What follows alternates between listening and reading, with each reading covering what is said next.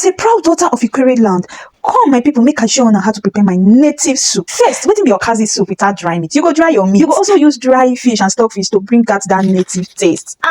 So I don't add the dry meat and the stockfish inside pot. I can't add little water to cook for some time. So I don't already add some spices like pepper, onion, salt, and maggi.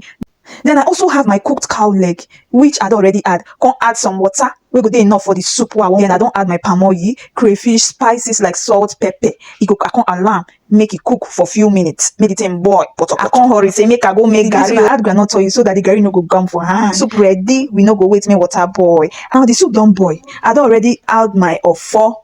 Alarm to boil before I add egusi, and I can't still alarm to boil again for few minutes. I'm gonna wrap the garri for waterproof so that anybody wey wan eat go just collect one portion. After the egusi don't blend together, hey, how can you cook my native soup mini wiri without premium? Then at this point, I can add my dry fish so that it will not scatter in the pot. Now wetin I add, I allow the soup to boil again. I don't come off my gas, so this na the Okazi way I go put for the soup. So I will allow the soup to cool small before I will add the Okazi. Now I don't add the Okazi and I don't turn them together so that it will blend inside the pot. We go like Mary and the Ikwere man. They know what's up.